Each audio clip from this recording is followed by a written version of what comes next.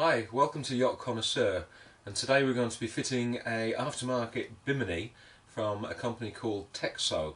It looks a pretty comprehensive kit, so we've got everything laid out. I'll take you through the kit and I'll take you through the installation, and hopefully by the end of the day we will have a nice new Bimini.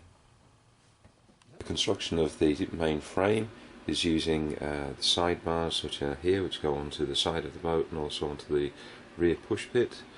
There are three main hoops that go over the full width of the boat, and in the forward cabin there we also have the canvas for the top of the Bimini. Fortunately there are not too many parts that you need to attach to the boat, but familiarise yourself with where everything goes, and note that the deck fittings actually only fit one way round. The first item to go on is the mounting feet, one on either side, and on the port side it's right next to the jammer. They're mounted 40 inches away from the start of the tow rail. It's gone from the rear up to the 40 inches, and do notice which way round the feet go. Just for ease when you're marking up the points to drill, put a piece of tape down first. It's easy to mark onto and it'll stop the drill sliding afterwards as well. And there are the holes with the countersinking, and it is that close to the jammer, so when you're measuring it up and it feels very close, don't worry, it is actually that close to the jammer, but it doesn't interfere with it at all. One tip with the countersinking is to use an old countersink. Don't run out and buy a new countersinker because it could bite and tear the gel coat, but do use a new drill because you want the hole to go through very cleanly and quickly the first time. And that's the amount that you need to countersink. Okay, when you put in the screw in, bear down, it's quite strong to press down, but put it in no more than a turn and then just back it off a little bit. That'll help stop the gel coat from splitting, but also make sure you're not carrying any of the waste through the screw, and it will actually make it easier to put in when you do it. What we're doing here is we're actually starting all the screws off in all the locations, getting it through so it's nicely embedded before we put the mastic in, because once you start putting the mastic in, that's where you can get yourself in a real mess. Okay, and how much mastic do you put on? Well, we've got the screws slightly countersunk, you've seen the countersinking. We're just going to put a little bit of mastic around the edge, just on the top side, and we've also put a little bit into the holes that we've already drilled. You don't need any more mastic than that. It's only to cause for a small seal to make sure water doesn't go down the screws. You can see at the back just a tiny bit of the mastic sticking out from underneath of the foot, so that's absolutely fine. That just wipes off with a bit of a cloth. To putting the feet on, the next thing to put in is the two bars. They are handed, so they go one per side, and you make sure you get them the right way around. They go over the safety rail. On Connoisseur we've got the spray touches on, which makes it slightly harder. They just slide in, and then there's a screw to locate them in. At this stage we're just going to leave everything finger tight for the fittings, and that's it. That's one side done. We repeat it on the other side. The first of the back brackets goes on. We measure it from the corner of the safety wire through to the centre pin, and it's 2 feet and 1 inch in this case. Just when you're putting that on, always take a bit of care. You don't want to drop the Allen screw into the water at the very last moment. We haven't put a measurement for the second one on the side of the push bit, so I think this one's slightly more variable. So we've popped them on, and we're going to place them so they're more variable. Again, just be careful with the Allen key with these, because the Allen screw, because we don't want to drop anything. Easy to put on.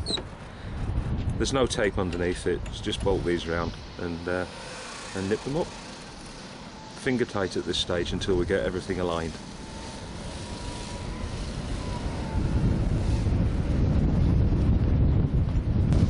So now put the rear bar onto the back of the push bit. They're just held in with pins. We'll only put the first one in because it's a two-person job to put the second one in. And make sure it goes inside the your mast supports and not the outside, or you will not be able to get anything on. Next you put on the rear arch, or the first of the arches. It is a two-person job, so we couldn't actually show you putting it in because you can't do it both sides. And then just attach one side onto the rear stanchions, which we've just done. But across onto this side, we'll just show you what we're going to do, which is putting the clamp round. It fits on.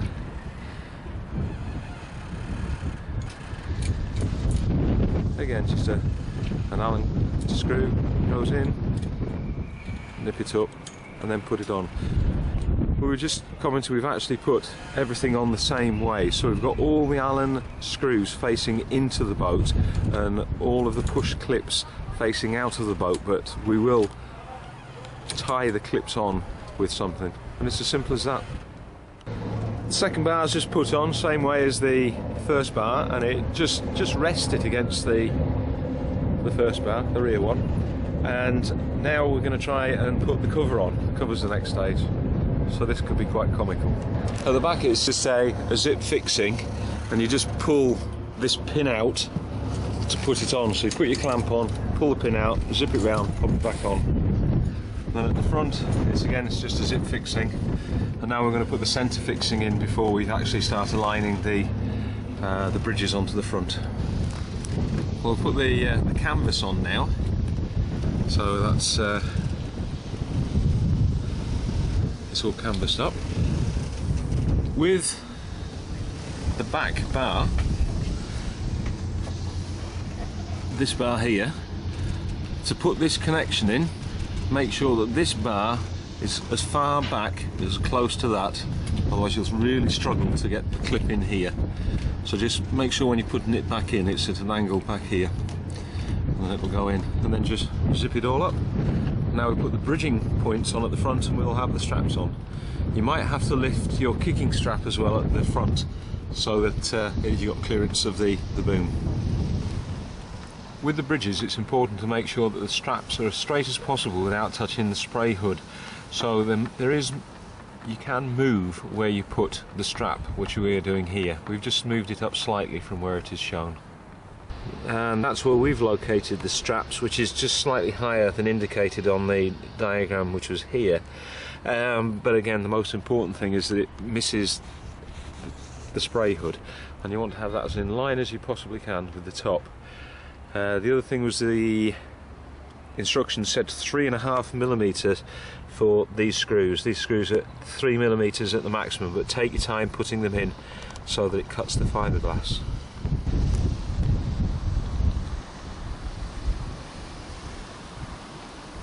Don't forget to countersink the holes here. It's very important, otherwise it's a very prominent place for cracking, so don't forget to countersink them and seal it with silicone sealant or equivalent.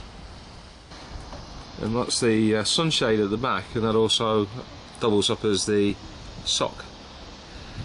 And we also put the sides, which give us effectively nearly a tent. I've not fitted it. We've just popped it on, but because we've got the spray dodgers. But that again will protect us from the driving rain.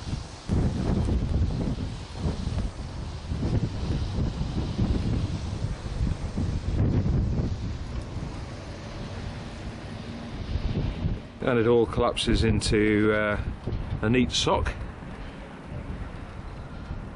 and that's it. One Bimini installed.